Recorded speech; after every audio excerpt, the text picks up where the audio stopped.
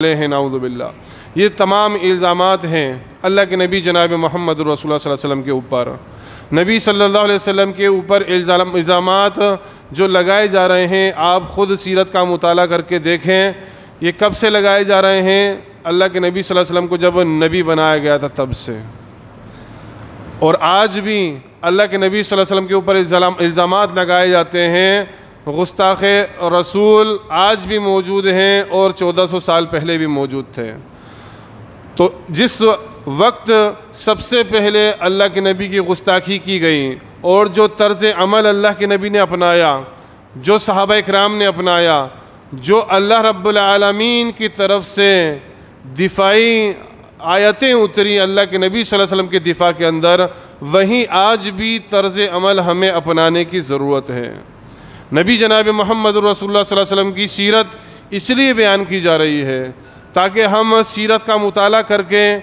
سیرت کے مطابق اپنی زندگی کو ڈھالیں، اور جس طرح نبی صلی اللہ علیہ وسلم کے اوپر کیچڑ اچھالنے کی کوشش کی گئی اس وقت بھی، اور نبی نے اور صحابہ اکرام نے کس طرح طرز عمل اپنایا اور اللہ نے کس طرح جواب دیا، آج ہمیں بھی اس دور کے اندر، جس دور کے اندر نبی صلی اللہ علیہ وسلم کے اوپر کیچڑ اچھالنے کی کوشش کی جا رہی ہے، آپ کو تان و تشنیع کا نشانہ بنایا جا رہا ہے، اس دور کے اندر بھی ہمیں وہی 1400 سال پرانی سیرت کو اپنانا پڑے گا۔ اللہ کے نبی صلی اللہ علیہ وسلم کی زندگی کے اوپر ہمیں جانا پڑے گا، آپ کی زندگی کا مطالعہ کرنا پڑے گا، تب جا کے ہم اس پرفتن ماحول کے اندر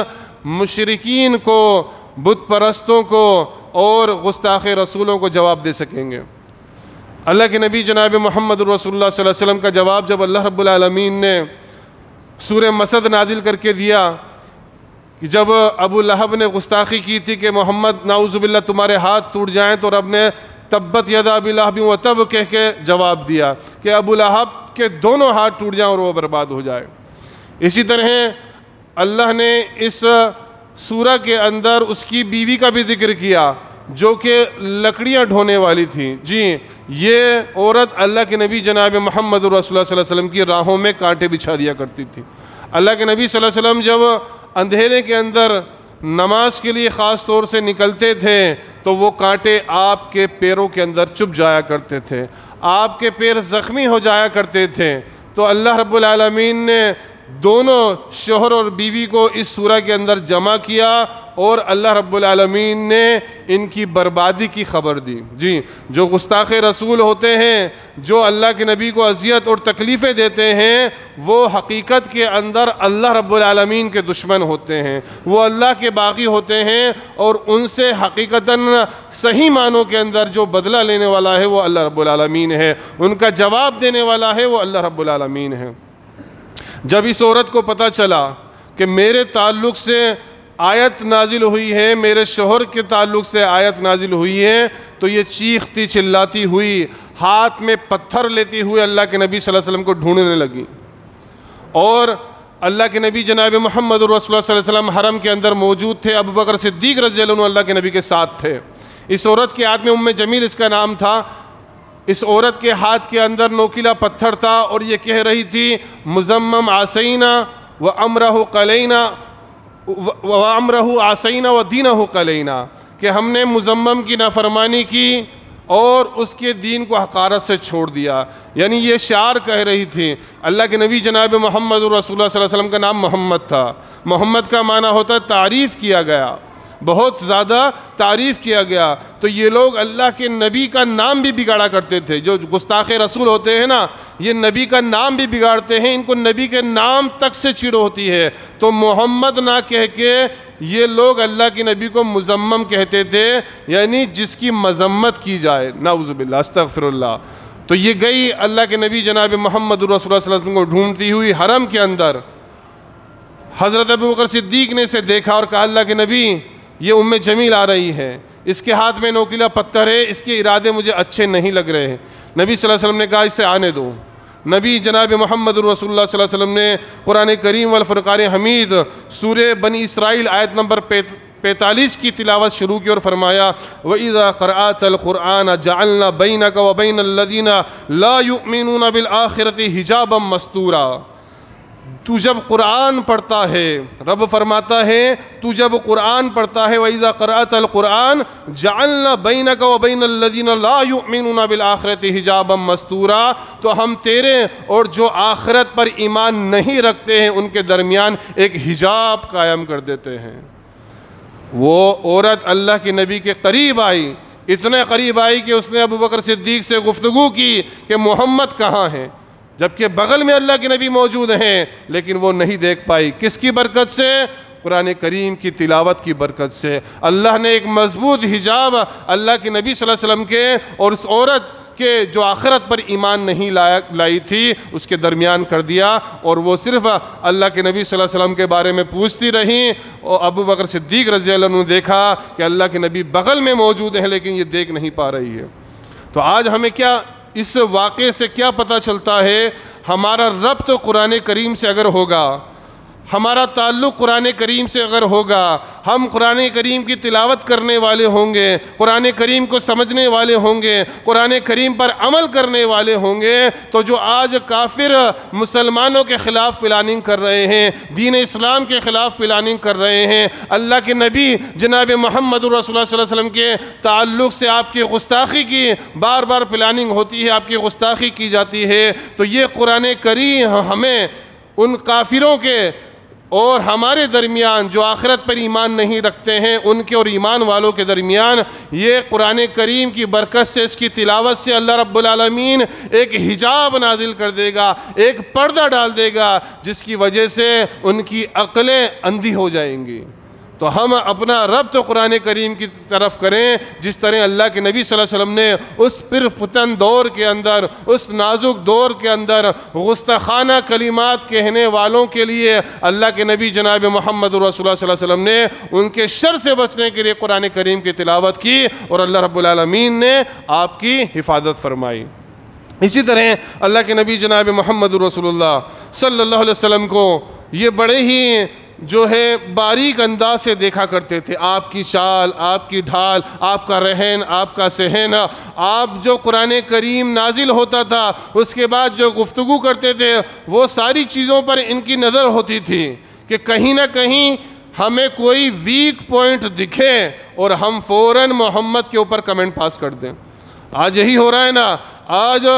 بڑی باریک نظر رکھی جاتی ہے مسلمانوں کے اوپر، دین اسلام پر عمل کرنے والے کے اوپر بڑی باریک نظر رکھی جاتی ہے۔ بعض لوگ تو سیرت کا مطالعہ ہی اس لیے کرتے ہیں، بعض مشرک، بعض بت پرست سیرت کا مطالعہ ہی اس لیے کرتے ہیں کہ وہاں سے کوئی ویک پوائنٹ مل جائے، کوئی کمزور پوائنٹ مل جائے، اور ہم اللہ کے نبی صلی اللہ علیہ وسلم کے اوپر، محمد رسول اللہ صلی اللہ علیہ وسلم کے اوپر کیچڑ اچھالنے کا موقع مل جائے۔ تو نبی صلی اللہ علیہ وسلم کے اوپر اس وقت بھی اسی طرح باریک نظر رکھی جاتی تھی جیسے آج مسلمانوں کے اوپر رکھی جا رہی ہے۔ نبی صلی اللہ علیہ وسلم کے پاس حضرت جبریل آتے تھے، ایک رات اللہ کے نبی صلی اللہ علیہ وسلم کے پاس حضرت جبریل نہیں آئے، کوئی آیت نازل نہیں ہوئی، تو یہی جمیل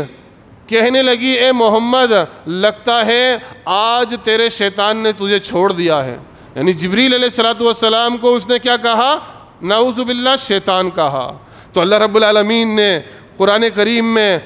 آیت نازل فرمائی، جبریل آیت کریمہ لے کے نازل ہوئے اور فرمایا وَالضُّحَىٰ، قسم ہے چاشت کے وقت کی، واللیل اذا سجا، قسم ہے رات کی جب وہ چھا جائے، ما ودعک ربک وما قلا، نہ تو تیرے رب نے تجھے چھوڑا ہے نہ بیزار ہوا ہے، وللآخرۃ خیر لک من الاولی، یقیناً تیرے لیے انجام آغاز سے بہتر ہوگا۔ یعنی ابھی جو آغاز کے اندر مخالفت جھیلنی پڑ رہی ہے، نبی صلی اللہ علیہ وسلم کو تکلیفیں اٹھانی پڑ رہی ہیں، لوگوں کی طرف سے طرح طرح کے جو ہے بہتان سننے پڑ رہے ہیں، اللہ کے نبی صلی اللہ علیہ وسلم کی دفاع کرتے ہوئے رب جواب دے رہا ہے، آپ کے رب نے آپ کو نہیں چھوڑا ہے، نہ آپ سے بیدار ہوا ہے، بلکہ جو آغاز کے اندر تکلیفیں آ رہی ہیں، جو آغاز کے اندر پریشانی آ رہی ہیں، جو آغاز کے اندر مصیبتیں آ رہی ہیں، جو آغاز کے اندر ظلم ڈھائے جا رہے ہیں، وہ آگے چل کر ختم ہونے والے ہیں، اور انجام کے لحاظ سے یہ بہت بہتر ہوگا۔ دنیا میں بھی اللہ رب العالمین تمہیں سرخرو کرنے والا ہے، اور آخرت کے اندر بھی اللہ رب العالمین جنت الفردوس عطا فرمانے والا ہے۔ تو یہ اللہ کے نبی جناب محمد رسول اللہ صلی اللہ علیہ وسلم کا دفاع اللہ رب العالمین نے کیا، سورہ ضحیٰ نازل کر اور اللہ کے نبی جناب محمد رسول اللہ صلی اللہ علیہ وسلم کو اللہ نے صبر دلایا۔ تو آج بھی جو کنڈیشن ہمیں نظر آ رہی ہے، جو کنڈیشن ہمیں آج مسلمانوں کی نظر آ رہی ہے، آج کفار گویا مسلمانوں کے اوپر ٹوٹ کر پڑ رہے ہیں۔ آج صرف ہندوستان کا مسئلہ نہیں ہے، خالی ہندوستان کے اندر ہی مسلمانوں پہ ظلم اور ستم نہیں ڈھایا جا رہا، ان کے مکانوں کو بلڈوزر سے زمیندوز نہیں کیا جا رہا، ان کے خونوں کو پامال نہیں کیا جا رہا، ان کی مساجد کی حرمتوں کو چاک نہیں کیا جا رہا، بلکہ پوری دنیا کے اندر یہی دورہ ہے، یہی روش چل رہی ہے کہ مسلمانوں کو کس طرح پریشان کیا جائے، کس طرح ستایا جائے، کس طرح تکلیفیں دی جائیں، ان کو نماز کے اندر خاص طور سے کس طرح ڈسٹرب کیا جائے، ان کی مساجدوں کو کس طرح مسمار کیا جائے۔ پوری دنیا کے اندر یہی پلاننگ چل رہی ہے اور یہی ہو رہا ہے۔ تو آج بھی قرآن کریم کے اندر 1400 سال پہلے جو آیت کریمہ نازل ہوئی تھی، آج بھی آیت کریمہ ہمیں صبر دلاتی ہے اور بتاتی ہے اگر ان ساری تکلیفوں کے اوپر، ان ساری مصیبتوں کے اوپر، ان ساری آزمائشوں کے اوپر، ان سارے بہتانوں کے اوپر تم نے صبر کیا، ایمان کے اوپر جمے رہے، تو تمہارا انجام آغاز سے کہیں زیادہ بہتر ہوگا۔ جس طرح آج مسلمانوں کو ستانے اور پریشان کرنے کا آغاز شروع ہو گیا ہے، یہ آغاز جو ہوا ہے نا، انجام اللہ رب العالمین اس سے ضرور بہتر فرمائے گا۔ اسی طرح اللہ کے نبی جناب محمد رسول اللہ صلی اللہ علیہ وسلم کو الفاظ کے ساتھ تو تکلیفیں دی جاتی تھی، جسمانی بھی تکلیفیں دی جاتی تھی، اور خاص طور سے نبی جناب محمد رسول اللہ صلی اللہ علیہ وسلم کے اوپر بہتان لگائے جاتے تھے، آپ کی گستاخی کی جاتی تھی۔ باقاعدہ جب حج کا موسم آیا، دعوت و تبلیغ کا دورہ تھا اور حج کا موسم آ گیا، اب مشرکین مکہ پریشان ہو گئے کہ اب تو پورے چاروں طرف سے عرب کے لوگ آئیں گے حج کرنے کے لیے، اور یہ محمد صلی اللہ علیہ وسلم اپنا دین پیش کرے گا، ہم کس طرح روکیں؟ انہوں نے پلاننگ کی، میٹنگ کی، ایک گھر کے اندر، ولید بن مغیرہ کے گھر کے اندر انہوں نے میٹنگ کی، اور میٹنگ کرنے کے بعد ولید بن مغیرہ نے کہا کہ تم سب کسی ایک بات پر جمع ہو جاؤ کہ ہمیں محمد کے تعلق سے یہ بات بولنی ہے حج کرنے والے افراد کو، تاکہ وہ اس سے دور رہیں۔ سب نے مشورہ کیا، بعض لوگوں نے کہا کہ ہم کہیں گے ان آنے والے حاجیوں سے کہ یہ محمد تو پاگل ہے، نعوذ باللہ۔ ولید بن مغیرہ کہتا ہے ہم نے پاگل والی جیسی کوئی چیز اس کے اندر نہیں پائی، نہ وہ کوئی دیوانگی اس کے اندر ہے، تم یہ کہو گے کوئی تمہاری بات نہیں مانے گا۔ پھر دو چار لوگوں نے کہا ہم کہیں گے وہ شاعر ہے، ولید بن مغیرہ کہتا ہے وہ شاعر بھی نہیں ہے، ہم نے شاعروں کا کلام سنا ہے، ہم نے شاعروں کی باتیں سنی ہیں، ان کا دیوانہ پن ہم جانتے ہیں، محمد کے کلام کے اندر شاعری بھی نہیں ہے۔ پھر انہوں نے کہا ہم کہیں گے نہیں یہ تو جادوگر ہے، کہا ہم جانتے ہیں جادوگروں کو، ہم کاہنوں کو بھی جانتے ہیں، ان کے کلام کو بھی جانتے ہیں، یہ حقیقت کے اندر جادوگروں کا کلام نہیں ہے، محمد کو ہم جادوگر کہیں گے لوگ نہیں مانیں گے۔ یہاں تک کہ سب نے اللہ کے نبی جناب محمد رسول اللہ صلی اللہ علیہ وسلم کے اوپر ایک ایک الزامی نام دیا، لیکن خود ہی الزامی نام دیتے پھر آپ کی شخصیت کو دیکھ کر، آپ کے کردار کو دیکھ کر، آپ کی صداقت کو دیکھ کر، آپ کی امانت داری کو دیکھ کر اسی وقت اس الفاظ کو ختم کر دیتے، اس تہمت کو ختم کر کے دوسری تہمت کے اوپر آ جاتے۔ اس کے بعد جب ان کے کچھ بھی سمجھ میں نہیں آیا تو ولید بن مغیرہ نے کہا کہ ٹھیک ہے ہم اس کو جادوگر کہیں گے، کیونکہ اس کے کلام میں جادو ہے۔ جس طرح جادو سے شوہر بیوی میں اختلاف ڈال دیا جاتا ہے، غلام آقا میں اختلاف ڈال دیا جاتا ہے، بھائی بھائی میں اختلاف ڈال دیا جاتا ہے، اسی طرح سے اس کے کلام سے ہو رہا ہے، بھائی بھائی میں اختلاف ہو گیا ہے، شوہر بیوی میں اختلاف ہو گیا ہے، غلام اور آقا میں اختلاف ہو گیا ہے، خاندان و خاندان میں اختلاف ہو گیا ہے، تو ہم کہیں گے اس کا کلام جادو کا کلام ہے، یہ جادوگر ہے۔ جبکہ خود ہی نے اس بات کا بھی کھنڈن کیا، اس بات کا بھی رد کیا کہ اللہ کے نبی جادوگر نہیں ہے، نہ جادوگروں جیسا کلام ہے۔ اس کے بعد اللہ کے نبی جناب محمد رسول اللہ صلی اللہ علیہ وسلم دعوت و تبلیغ کے لیے حج کے موسم میں نکلے، لوگوں کو کہا قولوا لا الہ الا اللہ تفلحوا، جمع کر کے لوگوں کو دعوتیں دیں، حج پہ آنے والوں کو سمجھایا، دین اسلام بتایا کہ محمد رسول اللہ صلی اللہ علیہ وسلم ہوں۔ لیکن حال کیا تھا آپ سوچئے، حال یہ تھا کہ اللہ کے نبی جب بھی کسی گروپ کے پاس جاتے، دعوت اسلام پیش کرتے، دعوت توحید دیتے، پیچھے سے ایک آواز دینے والا آواز دیتا، لوگوں اس کی بات مت سننا، یہ پاگل ہے، اس کی بات مت سننا۔ پیچھے دیکھتے ہیں تو کون ہوتا ہے؟ آپ کا چچا ابو لہب، آپ کا سگا چچا ابو لہب ہے، آپ کے پیچھے ہیں۔ جب آپ قرآن کی تلاوت کرتے، لوگوں کو توحید کے اوپر لے کر آتے، توحید کی بات بتاتے، پیچھے سے کہتا یہ خود چچا کہ یہ میرا بھتیجا ہے اور یہ پاگل ہے، نعوذ باللہ، استغفر اللہ۔ تو اس طرح سے اللہ کے نبی جناب محمد رسول اللہ صلی اللہ علیہ وسلم نے دعوت و تبلیغ کے میدان میں مخالفت جھیلی ہے۔ آج آپ بھی جب دعوت و تبلیغ کریں گے نا، آج آپ بھی اگر لوگوں کو توحید بتائیں گے، امر بالمعروف و نہی عن المنکر کا فریضہ اگر آج آپ بھی انجام دیں گے، آج بھی آپ خرافات کے اوپر، رسومات کے اوپر، حرام کاریوں کے اوپر آج بھی اگر آپ انگلی اٹھائیں گے، نشاندہی کریں گے، تو آج کے ابو لہب بھی آج کھڑے ہو جائیں گے آپ کی مخالفت کے اندر۔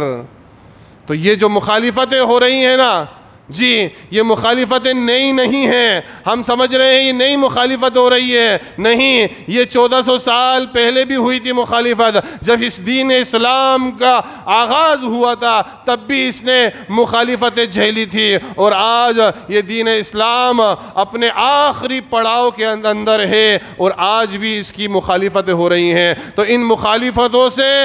ڈرنے کی ضرورت نہیں ہے، گھبرانے کی ضرورت نہیں ہے۔ کیوں؟ کیونکہ واللہ یعصمک من الناس، رب نے دعوت و تبلیغ کرنے والوں کے اوپر، دین اسلام کو پیش کرنے والوں کے لیے، امر بالمعروف و نہی عن المنکر کرنے والوں کے لیے رب نے وعدہ دیا ہے کہ اللہ رب العالمین تمہاری حفاظت کرے گا۔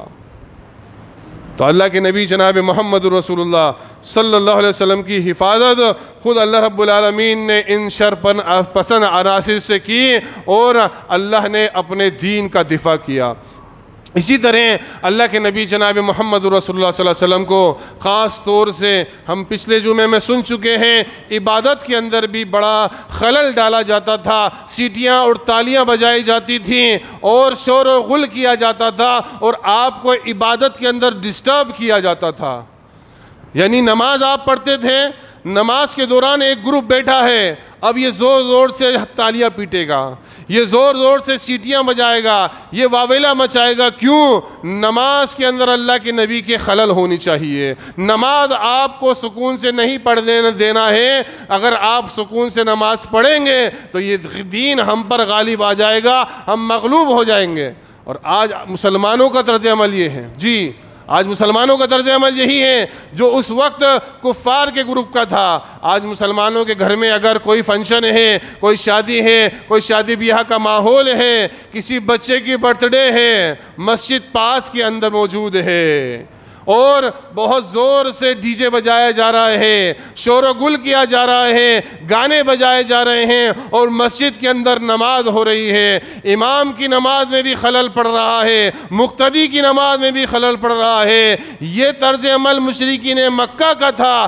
آج مسلمانوں نے اختیار کر رکھا ہے۔ اور اگر کہا جائے بھائی اس کو بند کر دو، نماز ہو رہی ہے، تو کیا کرتے ہیں؟ تھوڑی آواز کم کر دیتے ہیں۔ لاؤڈ آواز تھی، تھوڑا سا میوٹ کر دیتے ہیں، تھوڑی آواز کم کر دیتے ہیں۔ یاد رکھنا مسلمانوں، یہ مشرکین مکہ کا عمل تھا، یہ مشرکین مکہ کا طرز عمل تھا۔ زور زور سے جو ہے چلانا، تالیاں پیٹنا، سیٹیاں بجانا، نمازیوں کے اندر جو ہے خلل پیدا کرنا۔ اور آج مسلمان اگر اس طرز عمل کو اپنائے گا تو جس طرح اللہ رب العالمین نے مشرکین مکہ کو برباد کر کے رکھ دیا، ان کو عبرت کا نشان بنا دیا، خاص طور سے اس گروپ کو جو اللہ کے نبی کو ستاتا تھا، ان کو اللہ رب العالمین نے عبرت کا نشان بنایا۔ بدر کے کنویں کے اندر یہ اوندھے پڑے تھے، ان کی لاشیں سڑ رہی تھی، جو اللہ کے نبی جناب محمد رسول اللہ صلی اللہ علیہ وسلم کو تکلیف دیا کرتا تھا۔ تو آج مسلمانوں کو ڈرنا چاہیے،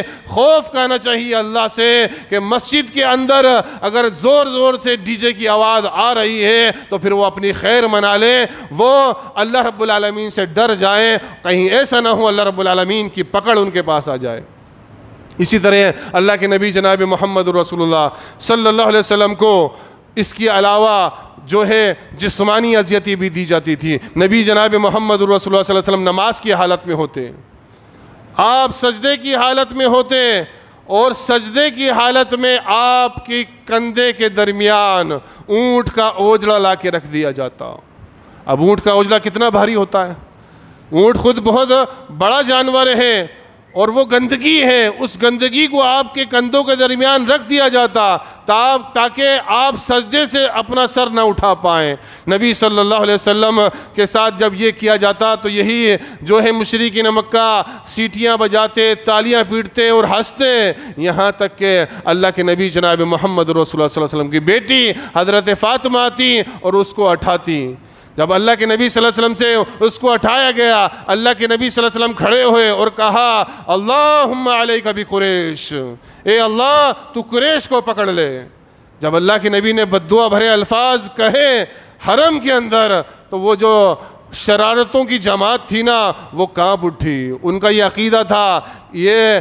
حرم کی جگہ ہے، یہ خانہ کعبہ کی جگہ ہے اور یہاں پر دعائیں قبول ہوتی ہیں۔ جیسے ہی اللہ کے نبی صلی اللہ علیہ وسلم نے بددعا دی، ان کے رنگ فک پڑ گئے۔ ابو جہل، عقبہ بن ابی معیط، ولید بن مغیرہ، یہ سارے کانپ گئے۔ پھر اللہ کے نبی نے ایک ایک کا نام لے کر بددعا دی، ایک ایک کا۔ تقریباً 6 یا 7 کافر تھے جن کا اللہ کے نبی نے نام لے کر بددعا دی، اور یہی 6 سے 7 کافر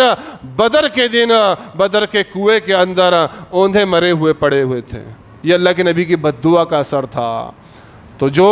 نماز کے اندر اللہ کے نبی کو ڈسٹرب کیا جاتا تھا، روکا جاتا تھا، اللہ کے نبی جناب محمد رسول اللہ صلی اللہ علیہ وسلم نے اس پر اللہ رب العالمین سے مدد مانگی۔ آج بھی اگر ہماری نمازوں کے اندر خلل ڈالا جا رہا ہے، ہمیں نمازوں سے روکا جا رہا ہے، ہماری مسجدوں کو مسمار کیا جا رہا ہے، ہماری نمازوں سے ہمیں روکنے کے لیے پلاننگ کی جا رہی ہے، آج بھی ہم یہی طرز عمل اپنائیں۔ سب سے پہلے اللہ رب العالمین سے مدد مانگے۔ اللہ رب العالمین بہترین مدد کرنے والا ہے، بہترین کارساز ہے، اللہ رب العالمین زبردست بدلہ لینے والا ہے۔ تو اللہ کے نبی جناب محمد رسول اللہ صلی اللہ علیہ وسلم نے مشرکین مکہ کے لیے خاص طور سے 6 سے 7 لوگوں کے لیے بددعا کی، اور اس بددعا کا اثر اتنا خطرناک ہوا کہ جب جنگ بدر ہوئی اللہ رب العالمین نے ان سب کو ہلاک اور ان سب کو برباد کر دیا۔ تو اللہ کے نبی جناب محمد رسول اللہ صلی اللہ علیہ وسلم کی سیرت ہمیں یہ پیغام دے رہی ہے کہ ہم آج کے اس پرفتن ماحول کے اندر، آج کے اس جو ہے اذیت بھرے دور کے اندر صبر سے کام لیں اور اللہ کے نبی جناب محمد رسول اللہ صلی اللہ علیہ وسلم کی سیرت کو اپنائیں، اور اللہ کے نبی جناب محمد رسول اللہ صلی اللہ علیہ وسلم نے جس طرح دین اسلام کو ہر قیمت پر آگے بڑھایا، ہماری بھی ذمہ داری بھی ہم بھی ہر قیمت پہ دین اسلام کو آگے بڑھائیں۔ اللہ کے نبی جناب محمد رسول اللہ صلی اللہ علیہ وسلم کے چچا ابو طالب ایک مرتبہ پھر مشرکین مکہ قریش کے لوگ ابو طالب کے پاس آتے ہیں اور کہتے ہیں ابو طالب تمہارے بھتیجے کو روکو، اور ہم یہ دوسری مرتبہ تمہیں وارننگ دے رہے ہیں اب کہ اگر تم نے نہیں روکا تو پھر جنگ کے لیے تیار ہو جانا، لڑائی کے لیے تیار ہو جانا، ہم لڑیں گے تم سے یہاں تک کہ ہم میں سے ایک فریق ہلاک ہو جائے۔ ابو طالب سہم گئے کہ یہ تو جنگ کی آگ بھڑکی جا رہی ہے، اور وہاں جو جنگ ہوا کرتی تھی نا معمولی جنگ نہیں ہوتی تھی، ہم ذکر کر چکے ہیں خریزی ہوتی تھی، قتل در قتل جو ہے صدیوں تک چلتا تھا، جنگیں چلتی تھیں۔ اللہ کے نبی جناب محمد رسول اللہ صلی اللہ علیہ وسلم کو ابو طالب نے طلب کیا، بلایا اور کہا بھتیجے مسئلہ ایسا ہے، قریش کے لوگ آئے تھے اور دھمکی دے کر گئے ہیں جنگ کی کہ محمد کو روک لینا ورنہ جنگ کے لیے تیار ہو جانا، تو اب تم بتاؤ کیا کرو گے، اپنے آپ کو ہلاک کر لو گے؟ اللہ کے نبی جناب محمد رسول اللہ صلی اللہ علیہ وسلم سمجھ گئے کہ اب میرے چچا میرا ساتھ نہیں دینے والے ہیں، اب میرا ساتھ چھوڑنے والے ہیں۔ کیوں؟ کیونکہ اب بات جنگ تک آ گئی ہیں، لوگ مجھے قتل کرنے کے لیے بھی آمادہ ہیں، اور چاچا نہیں چاہتے کہ میں قتل ہو جاؤں۔ اب دین کی تبلیغ کے تعلق سے، اسلام کی تبلیغ کے تعلق سے چاچا میری حمایت نہیں کریں گے۔ اللہ کے نبی جناب محمد رسول اللہ صلی اللہ علیہ وسلم نے چاچا سے کہا، اے چاچا آپ کیا چاہتے ہو؟ میں دین اسلام کی تبلیغ سے رک جاؤں، دعوت توحید سے رک جاؤں؟ اللہ کے نبی نے فرمایا، اللہ کی قسم اگر یہ مشرکین مکہ میرے ایک ہاتھ میں چاند اور دوسرے ہاتھ میں سورج بھی لا کر رکھ دیں اور کہیں کہ اس دین سے باز آ جا، میں ہرگز بھی اس دین سے باز نہیں آؤں گا، یہاں تک کہ اللہ اس دین اسلام کو غالب کر دے یا میں اسی جد و جہد میں ہلاک ہو جاؤں۔ اللہ کے نبی صلی اللہ علیہ وسلم یہ الفاظ کہتے جا رہے تھے اور آپ کی آنکھوں سے آنسو جاری تھے، آپ کی آنکھیں اشکبار ہو گئیں۔ ابو طالب نے دیکھا کہ میرے بھتیجے نے ایسے الفاظ کہیں کہ کس جان تو دے دے گا لیکن دین اسلام کو نہیں چھوڑے گا۔ نبی صلی اللہ علیہ وسلم سے ابو طالب نے کہا کہ جا بھتیجے، جا بھتیجے، تجھے جو کرنا ہے کر، میں تیرے ساتھ ہوں۔ تو یہاں تک ابو طالب نے اللہ کے نبی جناب محمد رسول اللہ صلی اللہ علیہ وسلم کی حمایت کی، اور اللہ کے نبی جناب محمد رسول اللہ صلی اللہ علیہ وسلم نے کہہ دیا کہ اگر ایک ہاتھ میں سورج اور ایک ہاتھ میں چاند بھی دے دیں گے، یعنی کسی قیمت کے اوپر بھی میں دین اسلام کو نہیں چھوڑنے والا۔ آج مسلمانوں، ہمارے لیے بھی اس سیرت کے پہلو میں درس ہے، ہمیں بھی دین اسلام کو کسی قیمت پر نہیں چھوڑنا ہے، چاہے اللہ رب العالمین ہماری جان کی قربانی مانگے، ہمارے مال کی قربانی مانگے، ہماری اولاد کی قربانی مانگے، ہماری فیملی کو قربانی مانگے، ہر قربانی کے لیے ہمیں کھڑے ہونا ہے۔ ہمیں دین اسلام کو اپنے جسم کے خون کے آخری قطرے تک لوگوں تک پہنچانا ہے، جس طرح اللہ کے نبی جناب محمد رسول اللہ صلی اللہ علیہ وسلم نے دین اسلام کو خون کے آخری قطرے تک لوگوں تک پہنچایا، جس طرح صحابہ اکرام نے دین اسلام کو خون کے آخری قطرے تک بھی لوگوں تک پہنچایا۔ آج ضرورت ہے دین اسلام کو فروغ دینے کی۔ آج دیکھ لیجئے کتنے لوگ اللہ کے نبی کی شان میں گستاخی کر رہے ہیں، آئے دن گستاخیاں ہو رہی ہیں، اور ابھی بالکل نیا ایک واقعہ گزرا ہے۔ ایک شیطان ہے جو ہمیشہ اللہ کے نبی کی شان میں گستاخی کرتا ہے، یتی نرسنن سرسوتی اس کا نام ہے۔ اس نے پھر اللہ کے نبی کی شان میں گستاخی کی اور نعوذ باللہ کہا اگر جلانا ہی ہے تو محمد کو جلاؤ۔ اللہ اکبر! یہ جملہ بھی نیا نہیں ہے مسلمانوں، چلیں پیچھے چلیں۔ ابراہیم علیہ السلام ہیں، خلیل اللہ ہیں، اللہ کے خلیل ہیں، انہی بت پرستوں کو دعوت دے رہے ہیں، انہی بت پرستوں کو سمجھا رہے ہیں، دین اسلام بتا رہے ہیں، اور کہہ رہے ہیں اتعبدون ما تنحتون۔ کتنی عجیب بات ہے، اپنے ہاتھ سے بت بناتے ہو، اسی کو معبود سمجھتے ہو۔ یہ بت تمہارے معبود نہیں ہے، یہ خدا نہیں ہے، یہ رب نہیں ہے، یہ تمہارے خالق، مالک، مربی اور پالنہار نہیں ہے۔ تو کیا کہا ان مشرکین جو ابراہیم علیہ السلام کے دور میں تھے، ان مشرکینوں نے کیا کہا؟ قالوا حرقوه وانصر آلہتکم ان کنتم فاعلین، ابراہیم کو جلا دو اور اپنے معبودوں کی مدد کرو۔ تو یہ جملہ نعوذ باللہ اللہ کے نبی کے لیے جو یوز کیا جا رہا ہے آج کہ محمد کو جلانا ہے تو نعوذ باللہ محمد کو جلاؤ، تو یہ جملہ ابراہیم علیہ السلام کے لیے یہی بت پرست پہلے یوز کر چکے ہیں اور کہہ چکے ہیں کہ اگر تمہیں اب کرنا ہے تو یہی کرو کہ ابراہیم کو جلا دو۔ کیوں؟ کیونکہ ابراہیم کی دعوت تھم نہیں رہی ہے۔ ابراہیم طرح طرح سے آتے ہیں اور توحید سمجھاتے ہیں، جگہ جگہ جاتے ہیں توحید سمجھاتے ہیں۔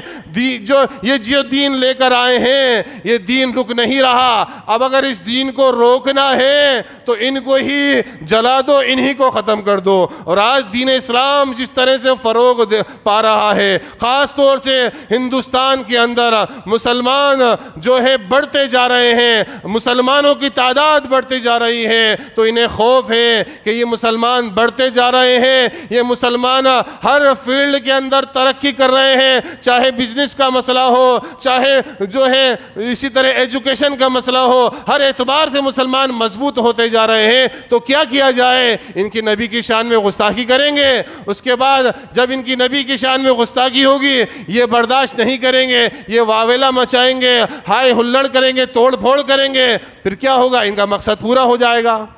تو ہمیں یہ نہیں کرنا ہے۔ ہمیں گستاخ رسول کو اگر جواب دینا ہے تو کس طرح دینا ہے؟ ہمیں گستاخ رسول کو جواب دینا ہے جس طرح اللہ کے نبی جناب محمد رسول اللہ صلی اللہ علیہ وسلم کے دور میں جب سب سے پہلے آپ کی گستاخی ہوئی، صحابہ اکرام نے گستاخ رسول کو کس طرح جواب دیا، اسی طرح آج ہمیں جواب دینا ہے۔ اگر وہ اللہ کے نبی صلی اللہ علیہ وسلم کی سیرت کے اوپر کیچڑ اچھالنے کی کوشش کرتے ہیں، ہمیں آپ کی سیرت کو عام کرنا ہے، ہمیں آپ کی سیرت کو اپنانا ہے، اپنی زندگی کے اندر ڈھالنا ہے، ہمیں بتانا ہے اللہ کے نبی کا کردار کیا تھا، آپ کی صفتیں کیا تھی، آپ کا اخلاق کیا تھا، آپ کی دعوت کتنی پرامن تھی، آپ جو ہے اعلیٰ اخلاق کے مالک تھے، آپ نے کبھی کسی کو گالی نہیں دی، کبھی کسی کو نہیں ستایا، کبھی کسی کو نہیں مارا۔ اللہ کے نبی جناب محمد رسول اللہ صلی اللہ علیہ وسلم نے کبھی کسی کو طعن و تشنیع نہیں کی۔ یہ تعلیم ہم عام کریں،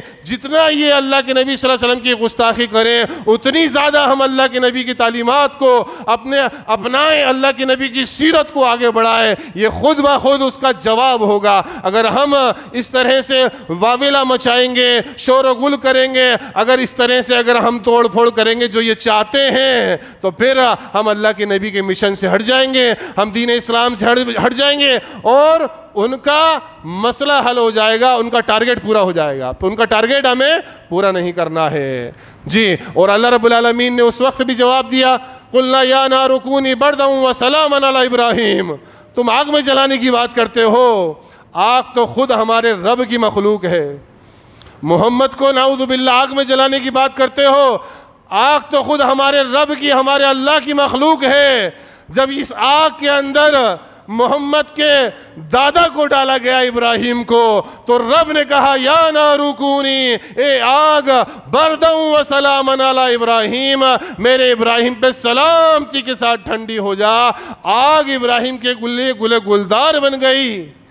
تو یہ آگ تو ہمارے رب کی مخلوق ہے۔ تو اس کا جواب ہم قرآنی انداز کے اندر دے سکتے ہیں۔ اللہ رب العالمین سے آخر میں دعا ہے اللہ کے نبی جناب محمد رسول اللہ صلی اللہ علیہ وسلم کی سیرت کو ہمیں پڑھنے کی، اس کا مطالعہ کرنے کی اور اس پر عمل کرنے کی اللہ رب العالمین توفیق عطا فرمائے۔ اللہ رب العالمین اللہ کے نبی کی سیرت کو لوگوں تک پہنچانے کی ہمیں توفیق عطا فرمائے۔ اللہ کے نبی کی زندگی لوگوں تک پہنچانے کی، آپ کے اخلاق، آپ کے کردار لوگوں کو بتانے کی ہمیں توفیق عطا فرمائے۔ آمین۔ وآخر دعوانا الحمدللہ رب العالمین۔